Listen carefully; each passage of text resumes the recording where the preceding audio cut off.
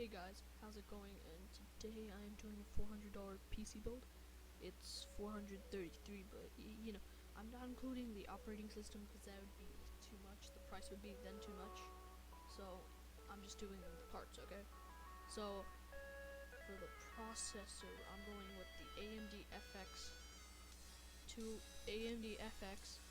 6 6200. It's clocked at 3.8 gigahertz, which you can easily overclock it, but I think that's enough for PC gaming, especially. But it has 6 cores for processing, and it's perfect. Okay, you cannot go wrong with this. It's $100, but the reason why I didn't choose the AMD FX 6300 was because that's clocked at 3.5 gigahertz, and a lot of motherboards aren't really like their BIOS isn't compatible with the 6300. You're gonna have to update the VIA CPU to the same BIOS as the motherboard, and it can sometimes go wrong. So just to be on the safe side, I chose this, and for the motherboard, I chose the MSI 970A G43 ATX AM3 Plus motherboard. This motherboard is perfect. Okay, it has 6 SATA ports, perfect for plugging in extra hard drives and SSDs. The max memory is 32, and has 4 slots of RAM, and it's also Crossfire compatible, as you can see right here. It's good. It's a good PC, especially for the price. It's only $600 for this. Sometimes I don't believe this, or I can't even believe this. The price you're getting it pretty good for the RAM. It's the G-Skill Ripjaw X Series 8GB. It's a kit they're both 4 gigs, and they're DDR3 1600 memory. Okay, this is pretty good. All right, I'm not saying this is the best, but for now you just want this. It's cheap, its ratings are good, and you can't go wrong with this either. Okay, so let's go on and continue. All right, so for the hard drive, I've chosen the Seagate Barracuda 1TB 7200 RPM. It's an internal hard drive. Now, it's not an SSD. We can't fit an SSD. Even if we did fit an SSD, it'd be like 8 gigs. But that's not good at all. 1TB, it's perfect. It's not the best. Well, it is kind of one of the best hard drives you can get out there. And well, not the best hard drive, but it's a good hard drive that you can get out there. It's fast. All right, it's fast. Okay. It's not the fastest, but it is fast, and for the price, you're getting it pretty good. Alright, so for the video card, or GPU, or graphics card, either one is fine. I'm going with the Sapphire Radeon's R7 260X. It has 2 gigabytes of DDR5 memory, okay? DDR5 right here. It's clocked at 1.05 gigahertz. You can overclock it. It's a really good processor, and it's just really good. Okay, you should get it. There is fans, and it's Crossfire support. It supports Crossfire, which is perfect for our motherboard, so that this way we can Crossfire it.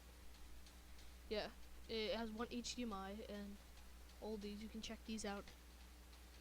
I'll link it in the description below. Yeah. So, and then for our, what do we call it? Our case, we have the ASA Citrus ATX mid tower. It's good. I'm not saying it's the best, but it is good. It has a USB and a USB 3. There's USB 3.0 in the front. No USB in the front though. Wait, does it? Yeah, I don't remember if it does, but I know it's good. So just get it, okay?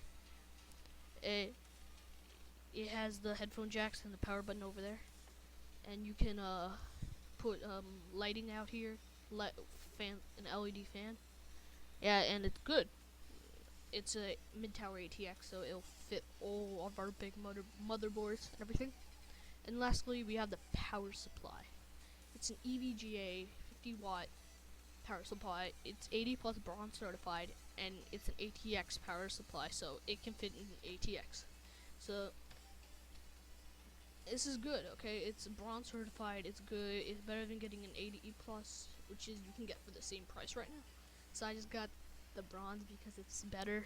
Cause it's better. Come on, the bronze is better than regular. So the reason why I didn't put an optical drive is because you can find optical drives everywhere. Like if you have an old PC, you just take it out of there and put it in. Just connect to your SATA port, then you're good. Okay. And the reason why I didn't put all these is because who knows? Maybe you have your own activation code from an old PC. Maybe just take the activation code from there, install Windows onto a USB, and then just do that. It's not that hard, okay? And yeah, so you'll get something with this, and I'll be right back. Alright, so basically, you can expect games such as Minecraft to run well over 60 FPS, everything maxed out at 1080p. You will get around at least 70 FPS with a few mods. If you don't have any mods, it's gonna go obviously a lot higher.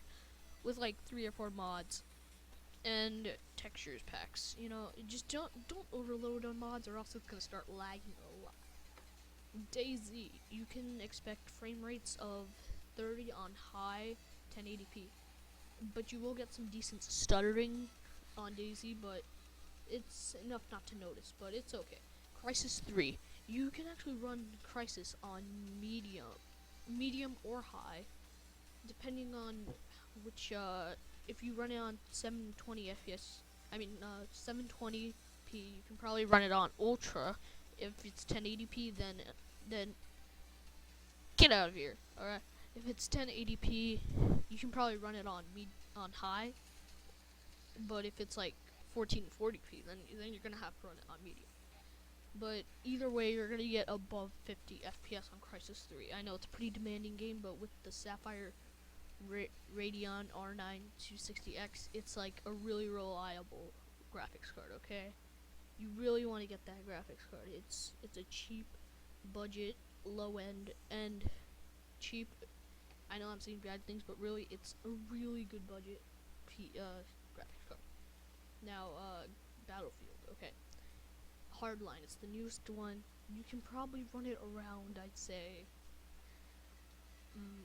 60 FPS on higher ultra settings at 1080p. And this game looks absolutely amazing. You should really just try it, okay? This PC, I don't know what I should call it. I'm gonna call it the QuickShot, cause I just made it in like it's an inside joke.